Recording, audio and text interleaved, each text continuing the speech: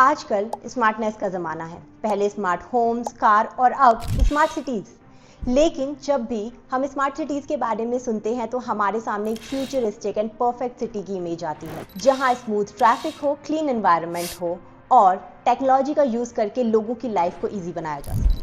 2015 में मोदी गवर्नमेंट ने इसी ड्रीम को देखा था, जिसके बाद स्मार्ट सिटी मिशन को लॉन्च किया गया। इस सिटी के अंतर्गत 100 सिटीज़ को चूज़ किया गया था जिनको स्मार्ट बनाया जा सके। लेकिन क्या ये वादा पूरा हुआ और क्या आज हमारी वो सिटीज़ स्मार्ट सिटीज़ बन चुकी हैं? आइए इस वीडियो में जानते हैं। लेकिन सबसे पहले आप सोचिए कि स्मार्ट सिटी मिशन की ज़रूरत ही क्यों पड़ी। एक्चुअली में इसका सिंपल रीज़न है। बहुत सारे लोग education, job opportunity and business growth के लिए वेरियस जगह से सिटीज़ में माइग्रेट कर रहे थे और result overcrowded city, unmanaged infrastructure and broken system. Smart city mission का एम था इन सारे चैलेंजेस को ओवरकम करना एंड एक सस्टेनेबल डेवलपमेंट प्रोवाइड करना इन सिटीज़ को। वैसे क्या आपकी सिटी स्मार्ट सिटी मिशन का पार्ट है? अगर हाँ, तो क्या आपने अपनी सिटी में प्रोमिनेंट चेंजेस देखे हैं, जैसे कि जो ट्रैफिक और कंजंशन था वो बेटर हुआ हो, एनवायरनमेंट क्लीन हो गया हो, या फिर अगर कोई और प्रॉब्लम्स थी उनको आपने सॉल्व करते देखा हो, या फिर अभी भी आपको वही पुरानी प्रॉब्लम्स का सामना करना पड़ रहा है?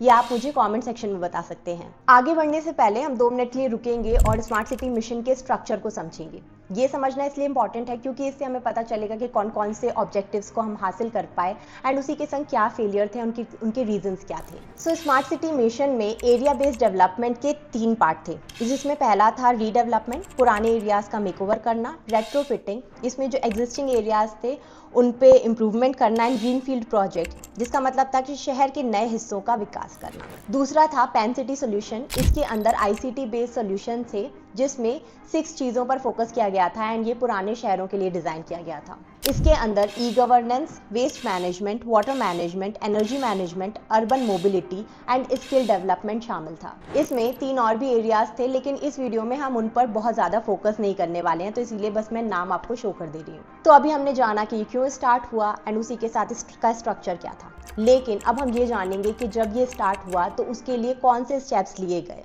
सो स्मार्ट सिटी प्रोजेक्ट के अंदर काफ़ी सारे प्रोजेक्ट्स इंप्लीमेंट किए गए एंड इसमें जो 100 स्मार्ट सिटीज़ हैं उसमें integrated command and control centres operational हैं जो एआई और आईओटी का यूज़ करते हैं। सो पब्लिक सेफ्टी के लिए 83,000 सीसीटीवी कैमराज एंड उसी के साथ जो इमरजेंसी सिस्टम्स हैं वो भी लगाए गए हैं। वहीं 52 लाख से ज़्यादा solar and LED street light लगाई गई हैं जो कि 4700 किलोमीटर्स को कवर कर रही हैं। उसी के साथ सॉलिड वेस्ट मैनेजमेंट के लिए आरएफआईडी जो इनेबल्ड है वो व्हीकल का यूज़ भी होना स्टार्ट हो गया है। और वाटर सप्लाई के लिए स्काडा सिस्टम का यूज़ हो रहा है, जिससे कि जो लीकेज है और जो वाटर वेस्ट हो जाता है उसको हम लोग रिड्यूस कर पाएँ।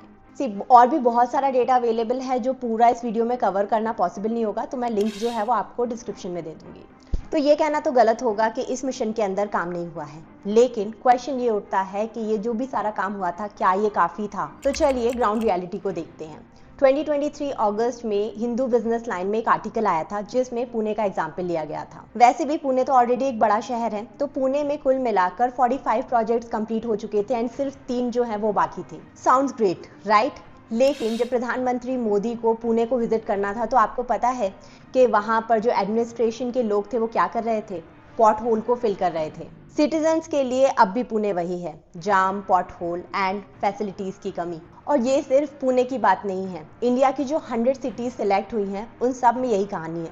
मैक्सिमम सिटीज़ में क्या हुआ है कि एक शोकेस एरिया बन गया है जहाँ पर एकदम चमक दमक रहती है, लेकिन अगर आप बाकी के शहर की हालत देखेंगे तो वो सेम ही नज़र आती है। आपके शहर में भी क्या एक ऐसा एरिया है जो एकदम चमक रहा है? अगर हाँ, तो आप मुझे कमेंट में बता सकते हैं। खैर, थोड़ा स्टैटिस्टिक्स को भी देख लेते हैं जिससे कि हमें रियलिटी के बारे में और ज़्यादा पता चलेगा। सो जुलाई 2023 तक जो 100 स्मार्ट सिटीज़ हैं उसमें 7978 प्रोजेक्ट्स में से 74% कंप्लीट हो चुके हैं। वहीं जनवरी 23 की पार्लियामेंट्री जो कमेटी है उसने बोला था कि 68 स्मार्ट सिटीज़ जो हैं वो अपने फिजिकल टारगेट्स को पूरा नहीं कर पाई हैं। ये मिशन पहले 2020 में कंप्लीट होना था, लेकिन इसकी डेट ऑलरेडी 2 बार एक्सटेंड हो चुकी है एंड अब प्लान है कि 31 मार्च 2025 तक इसे कंप्लीट किया जाएगा। वहीं मिशन के 2 लाख करोड़ के बजट के बावजूद पीपीपी से सिर्फ 5% फंडिंग आई है, जो कि काफ़ी कम है। आप खुद ही सोचो कि 5% कितना कम नंबर है, तो ग्राउंड रियलिटी में क्या डेवलपमेंट हो रहा होगा। तो अब क्वेश्चन आता है कि एक्चुअली में चीज़ें कहाँ गलत हो गई। जिसमें सबसे पहला था फ्लॉड सिलेक्शन प्रोसेस। तो जब ये 100 सिटीज़ का चुनाव किया गया था तो ऑब्वियसली इनमें तो कॉम्पिटेटिव वे रखा गया था, लेकिन उसी के साथ जो इनके चैलेंजेस हैं ग्राउंड लेवल पर, उन पर फोकस नहीं किया गया था। फॉर एग्जाम्पल, जो वेस्टर्न सिटी है उनका जो डेवलपमेंट मॉडल होता है वो स्टैटिक होता है। उसका रीज़न है कि वहाँ पर जो पॉपुलेशन माइग्रेशन होता है सिटीज़ में और जो ग्रोथ अपॉर्चुनिटीज़ होती हैं उनके बारे में ये लोग पहले से लगा सकते हैं कि कैसे चीज़ें होंगी। एंड जब आपको चीज़ें ऑलरेडी प्रिडिक्टेबल होगी तो जो इम्प्रूवमेंट्स हैं और जो मॉडर्निटी पे फोकस है वो आप बेटर तरीके से कर पाएंगे।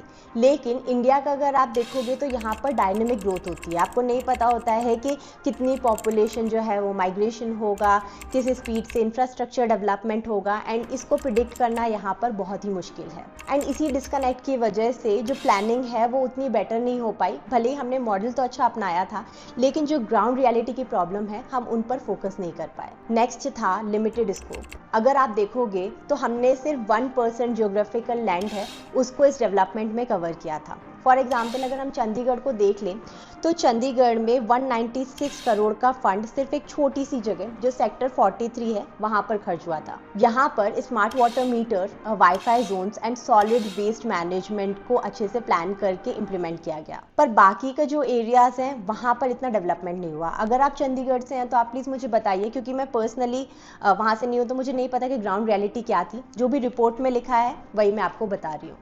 So let me know in the comment section कि क्या सच में जो सेक्टर 43 है उस पर ही ज़्यादा फोकस किया गया है। नेक्स्ट जो प्रॉब्लम आई वो थी गवर्नेंस डिस्कनेक्ट की। तो ये जो स्मार्ट सिटी मिशन था उसके लिए एक अलग गवर्नेंस मॉडल बनाया गया था, SPV, जिसका फुल फॉर्म है स्पेशल पर्पस व्हीकल। सो ये एक इंडिपेंडेंट बॉडी थी जो स्मार्ट सिटी मिशन के अंदर इम्प्लीमेंटेशन हो रहे थे उनको गवर्न करने के लिए बनाई गई थी। इसमें ब्यूरोक्रेट्स और जो प्राइवेट स्टेक होल्डर्स हैं उनका ज़्यादा कंट्रोल था। लेकिन इसकी एक प्रॉब्लम थी कि SPV ने जो लोकल गवर्नमेंट थी और जो लोकल इलेक्टेड मेंबर्स थे उनको डिसीजन मेकिंग से हटा दिया। अब ये वही लोग थे जिनको ज़्यादा लोगों की प्रॉब्लम्स पता था एंड पता था कि ग्राउंड लेवल पे क्या चैलेंजेस का लोगों को सामना करना पड़ता है। सो SPV टॉप डाउन अप्रोच को फॉलो कर रही थी। एंड इसमें क्या था कि क्योंकि जो लोकल लोग हैं उनसे पता नहीं चल पा रहा था कि शहर की प्रॉब्लम्स क्या हैं, तो जो शहर की प्रॉब्लम्स थी उन पर फोकस नहीं कर पाए लोग।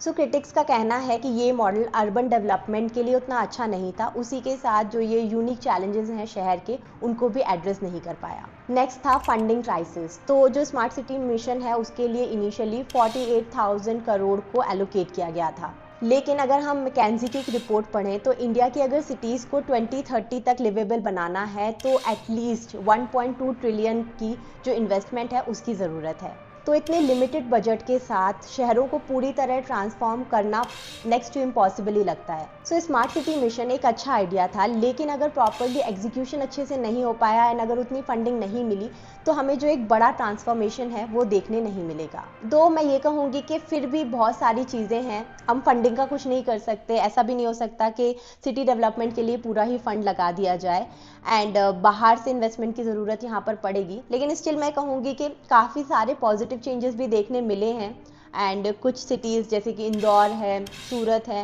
एंड इवन जो छोटी सिटीज़ हैं वहाँ पर भी हमें काफ़ी ज़्यादा डेवलपमेंट और इम्प्रूवमेंट देखने मिले हैं।